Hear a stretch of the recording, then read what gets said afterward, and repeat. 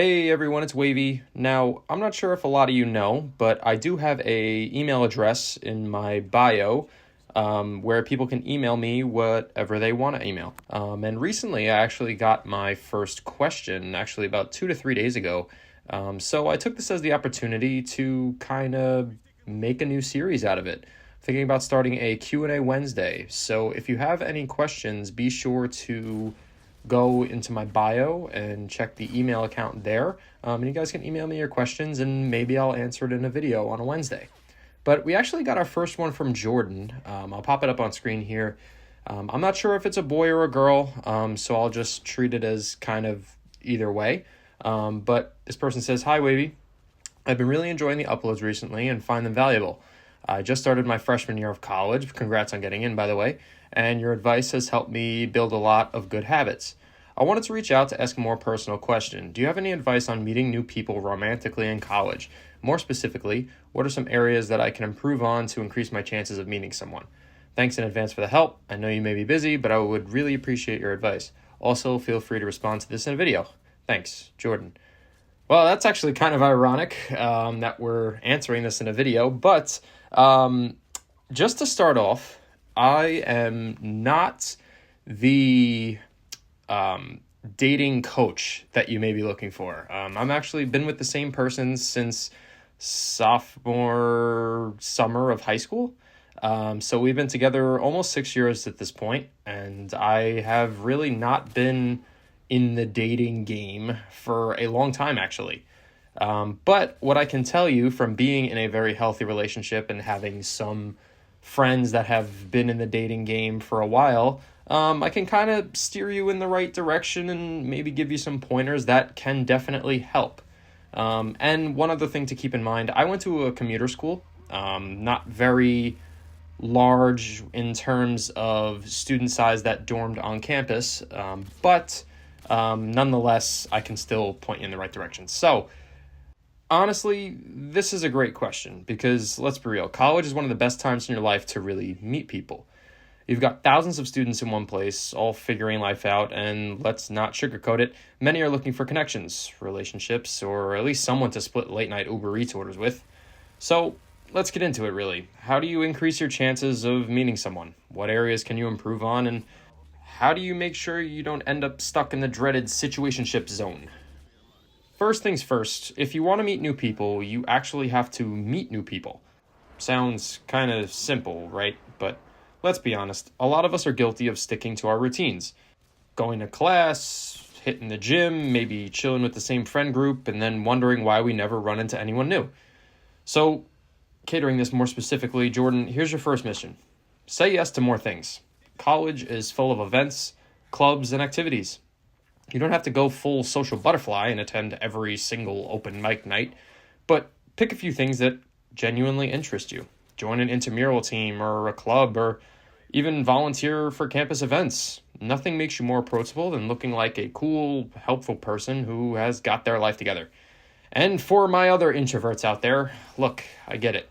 The idea of socializing constantly sounds like a nightmare, but hear me out. Even showing up to 1 or 2 events a month can increase your chances of meeting someone exponentially. Think of it as social investing. Small contributions over time lead to big payoffs. All right, so you're putting yourself in the right places. Now let's talk about something that will take you from just another student in the crowd to someone people actually want to talk to. Confidence. Here's the thing. Confidence isn't about being the loudest person in the room or having the perfect pickup line. Oh God, some of them are so corny. It's about being comfortable with who you are. People can feel when you're at ease with yourself, and that's attractive as all hell. So, how do you build confidence? You gotta start small. Maintain good posture, make good eye contact, and for the love of all things holy, you gotta smile, man. Not in a creepy, I'm plotting something way, but in a natural, I'm friendly and open to conversation way. You'd be surprised how far a genuine smile actually goes today. And let's talk about rejection for a second. It's going to happen, but here's what most people don't realize. Rejection is not a reflection of your worth. It just means you and that person weren't the right fit, and that's okay. Think of it like trying to charge your phone with the wrong cable. Sometimes it doesn't connect, But that doesn't mean your phone is broken necessarily. Unless you're me, because my phone has to be plugged in a specific way to charge properly, and it's really annoying because sometimes I'll wake up and find out that my phone wasn't charging. But I'm going on a tangent. Nonetheless, you understand what I'm saying. Now that you're meeting new people and exuding confidence, let's talk about what to say when you're actually talking to someone you're interested in. Here's a rule to live by. Be genuinely interested in the other person. Ask them questions about themselves. What do they like to do? What are they studying? Do they have any hobbies? And when they answer, actually listen. Don't just wait for your turn to speak. Open up your ears and engage. Also, and this is kind of important, you got to read the room. If someone's giving one-word answers and looking around like they're trying to find the nearest escape route, take the hint. Not everyone is going to vibe with you, and that's okay. Move on with your dignity. And just another pro tip, humor is kind of your best friend. Now, humor is subjective in a sense, but you don't need to be a stand-up comedian. A little lightheartedness can make conversations way more enjoyable. Self-depreciating humor, good in small doses. Roasting someone you just met, it's probably not the right move, so just read the room again. Now, this is one of my favorite tips. If you want to meet someone romantically, you don't always have to pursue them directly. Sometimes the best way to find the right person is to expand your social circle. Think about it. Your ideal match might not be in your immediate friend group, but they may be one connection away. Maybe your friend has a classmate who's your type. Maybe someone in your study group has a cousin who's single.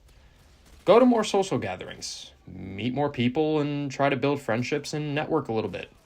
Not only does this improve your overall college experience, but it also increases the chances of naturally meeting someone who's a great match for you.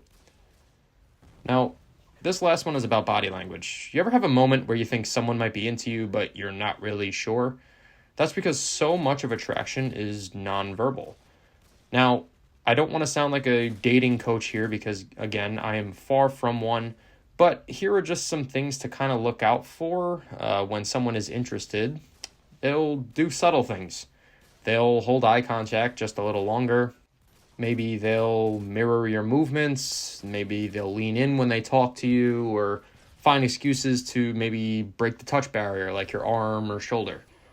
And if you're interested in someone, use these cues yourself. Hold eye contact, but don't stare. We're not trying to scare people. Face them directly when you talk. Use open body language instead of crossing your arms or looking at your phone. And small things like this can make a huge difference. Now, let's be real. Dating apps exist. I've never personally been on one or used one, but a lot of college students use them. And hey, if that's your thing, cool. Just remember, apps should supplement your social life, not replace it. The best strategy is to use them as a tool to expand your network, but don't rely on them as your only way of meeting people. Because, honestly, nothing beats the natural chemistry of meeting someone in real life. Locking eyes across the room and then slowly realizing you both share a weirdly specific love for early 2000s pop punk. So, Jordan, and anyone else watching, here's the final takeaway.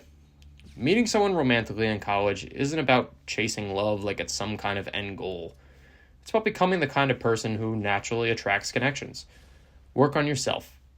Get good at something, have cool hobbies, take care of your health, and set some goals. The more you focus on becoming a well-rounded, happy person, the more you'll naturally draw people into your life who want to be there. And most importantly, enjoy the process. College is a time for growth, self-discovery, and making memories. Whether or not you meet someone romantically, the experiences you gain from putting yourself out there will definitely be worth it. Thank you so much for listening.